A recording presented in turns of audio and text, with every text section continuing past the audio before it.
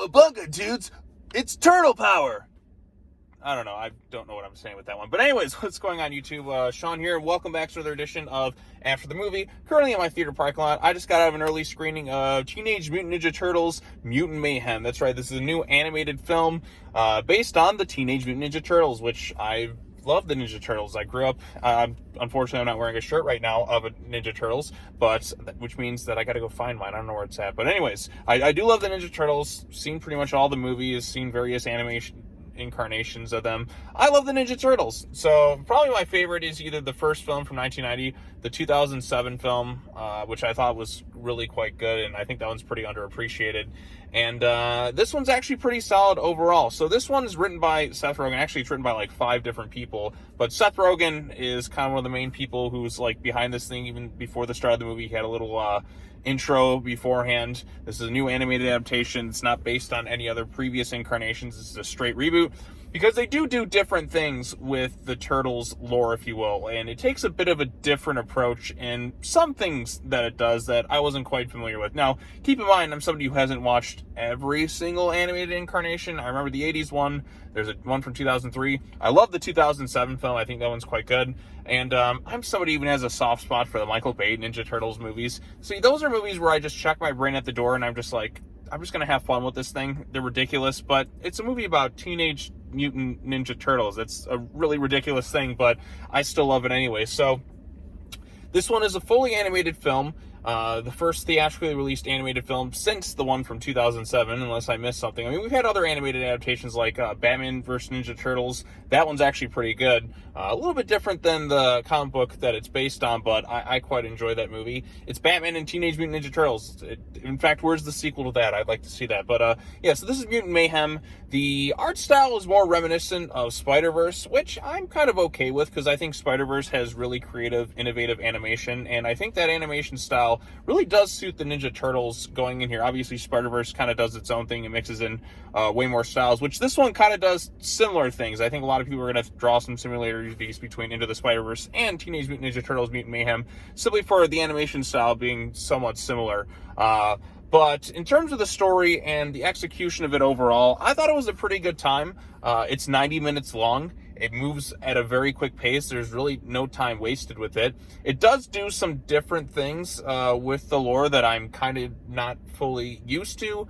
For instance, April is a teenager this time around, going to high school. Leo has a thing for her. I don't know. I just think it's kind of something there. It just feels kind of strange to me, because I'm so used to like April being like kind of this like more adult woman news reporter. But here, okay, so a bit of a different take, if you will. I guess some other takes have April as a teenager. So like I said, I really like the 1990 film, and I also like the 2007 film quite a bit. I think that one's a really underrated film. But so we have the 4 different turtles. They're like teenagers. They're about like 15 or 16 years of age at this point.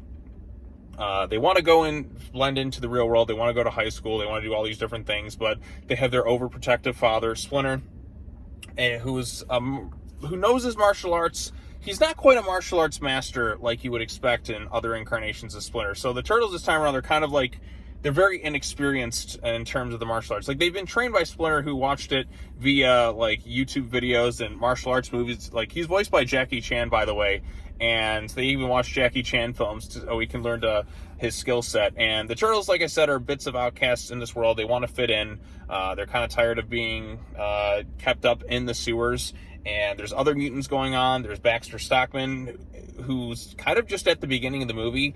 And they kind of like create, I guess, this new villain known as Superfly, voiced by Ice Cube, who probably is my favorite part of the movie. I mean, Ice Cube can be really funny given the situation. I really loved his performance in like 21 and 22 Jump Street. Imagine that just kind of PG down a little bit, but just kind of thrown into this thing. Just his line delivery and just the way he kind of like talks to the Turtles and some of the stuff that he says. He could be intimidating at times, but he can also be really, really funny. So Ice Cube is a real standout in this film as this villain known as Superfly, who's, I guess, kind of the son-ish of Baxter Stockman, who kind of created him. and like his mutant gene kind of went out into the world, created all these different things, and then the turtles were kind of spawned from that. Splinter was just a normal rat who got caught up in it too. At least he didn't just read I mean, it's kind of like the Bay film where he just reads a book and just studies it and becomes a martial arts master in that regards, but he's kind of just an overprotective dad.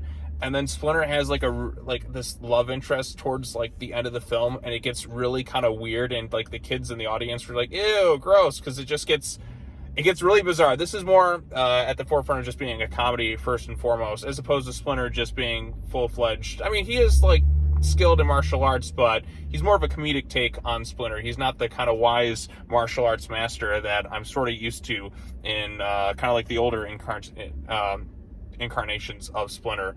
But what makes this movie work, like I said, is the comedy, the way the turtles kind of like play off each other. They're more like kids, like, because like the other versions they said they're teenagers, but they're like more older, if you will. They're definitely like felt a bit older. They felt a little bit more mature, and they're just kind of there to have a good time. Here it's kind of the same deal.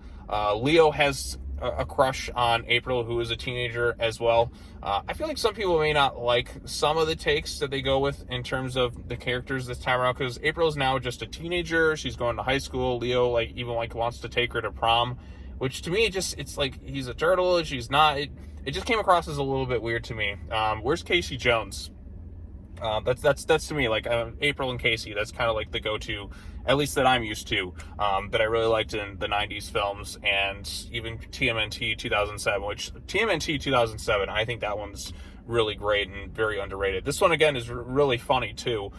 There's quite a bit of times where I was laughing, and the audience was laughing, too. They even incorporate kind of live-action elements, and I don't want to fully spoil what some of those are, but it's like they'll be watching, like, some of it, I guess I'll say, like, in terms of how, like, Splinter became, like, known in martial arts, he wasn't trained, he didn't have a master or any, like, link past anything like that. He just sort of watched some YouTube videos and martial arts movies as a means to kind of defend himself, because he doesn't really like humans, and he's really overprotective, doesn't want his 4 kids to kind of go up into the real world because he had a bad experience before. And then by the end, some things happen, and that may have changed his outlook a little bit. But yeah, so there's no like master of martial arts. There's none of that really serious. It's more kind of goofy and kind of like comedic with its take on the turtles, which makes sense because Seth Rogen was heavily involved in the making of this film. In fact, before the start of the film, he talks about it because he was one of the screenwriters in the story. He didn't direct it or anything like that, but you see his comedic touch throughout it. And there are some genuinely funny moments. There's a lot of different mutants in that, like Bebop and Rocksteady are in there. There's a few others.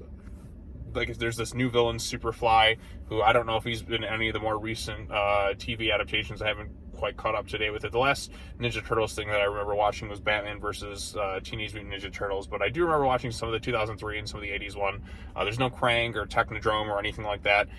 There's a bit of a Godzilla tribute within the film, which I thought that was pretty cool, especially towards the third act. So actually a lot of Godzilla references in the movie. I think they say it like 5 or 10 times within the film. And Ice Cube, just pretty much every moment he's on screen, just talking. I feel like they just let the microphone on, just let him talk, because Ice Cube can be very funny, and he is genuinely really funny, but also sort of intimidating as this villain. The message of the movie, it's kind of just the kids, like, they have to kind of come to terms with, hey, look, there's good and bad here, but you shouldn't necessarily judge, like, one group for the actions of a few, if you will, because the turtles are, like I said, seen as a bit of outcasts. People are kind of afraid of them, but they are actually like about kind of like being more widely known by the end of the film. And I feel like I want to get into a big spoiler, because the film's like ending does something a bit different with the turtles, which I think has room for a lot of interesting explanation or exploration going forward with it all. So I guess I'm going to get into full spoilers at this point because we're 9 minutes into the video. But overall consensus, I did like it. There's some iffy things with the lore. Like I said, the way Splinter and that learned the martial arts, I like it better when he has a martial arts master that he learned from, and kind of the philosophy and the teachings that they have, as opposed to just kind of watching the stuff on YouTube, if you will. The turtles are very inexperienced, and I actually kind of like seeing them a little bit inexperienced, kind of learning the ropes a little bit. I felt that was a little bit different, but at the same time, I like the turtles when they're more martial arts masters. But again, this is a bit of a different take on them, so it's faithful enough in some ways, but different enough in some others, which some people may like and others may dislike, and I can understand kind of both ways. I do think it is a pretty entertaining film throughout. It's one I wouldn't mind watching again. It moves at a really quick pace, and it's effective enough. So getting into the spoilers at the end of the film, the way it kind of wraps itself up, which I'm actually really curious about how they'll explore, and if the movie does well enough in a future sequel. I've heard rumblings that they're doing a Paramount Plus TV series, which I guess I'll have to check it out. I mean, I do love Ninja Turtles, but at this point, the Turtles are now enrolled into high school.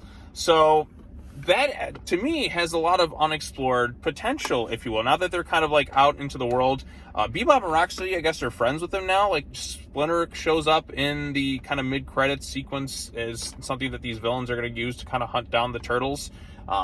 We had some mutant stuff. Mutants are kind of accepted. Or did I say Splinter, or did I say Shredder? Yeah, Shredder is in the post-credits or mid-credit sequence because he's being teased as the villain for the next thing. So there's no Foot Clan or there's no Krang or anything like that. But they are kind of like setting the stage for what's to come. But now the Turtles are out in the real world and they're kind of accepted by everybody as heroes. So the whole world knows the existence of Teenage Mutant Ninja Turtles, although they don't at all at one point call them the Teenage Mutant Ninja Turtles at all in the film. It's never like a name drop, you're the Teenage Mutant Ninja Turtles.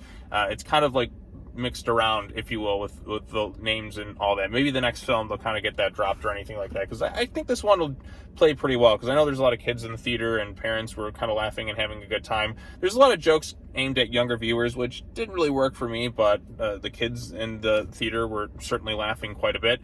There's some more that I laughed quite a bit at, like there's a Ferris Bueller bit, and there's a great use of, hey, what's going on? Because again, Seth Rogen was one of the writers on the film, and you see his comedic touch sprinkled throughout. And for the most part, I think this is a pretty good movie. But I am really curious to see how they'll explore the Turtles kind of well known now. They're out into the real world. They're going to high school. They're kind of accepted as heroes. Maybe that kind of goes through their heads. Maybe Raph gets a little bit more aggressive in that in future films. You do get the brotherly dynamic, which I think they all play off each other quite well, but it's never really all that hostile. You don't really get the separation of the group. At some points they're upset at Leo because Leo's kind of rats them out, if you will, at times, because he's trying to be the leader, but you do see him kind of mature. Raph is just, he's not quite Raph that you've seen in other, I mean, Raph's kind of changed a bit over the years, if you will. There's a lot of anime references, some stuff with Attack on Titan, if you will. There's some jokes played along with that, with Donnie being this kind of anime weeb, which I thought was a nice, funny touch. Mikey being, I guess, like, Mikey didn't really stand out as much as I would have expected him to, like I have in other films. Same thing with other characters like Bebop and Rocksteady. They're just kind of there in the background. I actually think the Michael Bay Ninja Turtle movie, the Out of the Shadows, if you will, handled them a little bit better in some ways. And you know what? I'm somebody who actually likes the most recent live-action Ninja Turtles films. Not everything was good about them, and even though I'm a big fan of Stephen Amell, I think his personal take on Casey Jones wasn't really the best for that character, and I was like, oh, come on, Stephen, I know you can play a rugged vigilante. I've seen you on Arrow, but just kind of the take with it didn't quite work. But the Turtles in those movies I really quite liked, even like Splinter, despite them all being like some crazy-looking effects. I still have a soft spot for those movies, and of course I like the original 1990 film quite a bit. The second one gets a little bit more hokey, but it's still a fun time. Third one is not good. And then, of course, you have the live-action Ninja Turtles: The Next Mutation. I wonder if they'll ever bring in Venus de Milo into these films just to see how the Turtles will react to it. I wouldn't actually... Now, that's one thing I'd like to see some improvement on. Bring her in. I know some fans aren't a really big fan of it, but I would like to see kind of a new take on the character, upgraded, and maybe somebody who works with Splinter, or not Splinter, Shredder. That would be kind of interesting to see play out in some other films. Like, imagine Splinter, I keep saying Splinter and Shredder, I apologize. Imagine Shredder having his own turtle on his side, if you will. I think that could make for something interesting, and who knows, maybe they'll do something like that. But now that we have mutants out in the world, and you have these other villains kind of looking for them, and they're hiring Shredder for the next film, assuming they actually get to it, because the movie actually has to make money, which I think it will. I think I can see this one playing well with families and all that.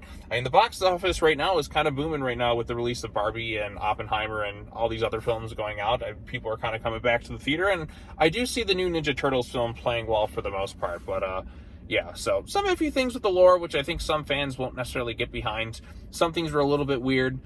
Splinter and his weird mutant love interest, where he was kind of making out and like sticking his tongue down its throat. It was rather repulsive, and that's clearly just a Seth Rogen gross out humor gag, which everyone in the theater was kind of just like, ugh, like what is going on here? It just got really, really weird. And like I said, that's the Seth Rogen within the movie, if you will. But again, if you're a Turtles fan, I can see you enjoying this thing for the most part. I think kids in that are going to have a good time with it.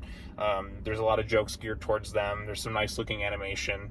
Ice Cube, to me, I think may have been the standout of the film as this villain Superfly, because I think Ice Cube can be really funny in certain instances, and here he gets quite a bit of laughs. So I'm recommending Teenage Mutant Ninja Turtles Mutant Mayhem. I thought it was a pretty good time. And if somebody likes the Turtles, I liked it overall. Some iffy things to the lore and some other things kind of so-so, but I think for the most part, for a 90-minute movie that moves at a quick pace and is adapting the Turtles, I had a pretty good time, and I actually wouldn't mind seeing this thing again. So, yeah, I think I've rambled on long enough. If you have any thoughts on the movie or what's your favorite Teenage Mutant Ninja Turtles film, let me know in the comment section down below. Be sure to like this video, subscribe to the YouTube channel for more content, all that other fun stuff. It's been quite a week, so I hope everyone has a good one. All right, well, that's all I have to say. As always, take care now. Bye-bye then, and I will see you all in the next video. Peace out. Or should I say, Cowabunga, dudes? Yeah! That was awful. I'm sorry. I apologize. Bye-bye.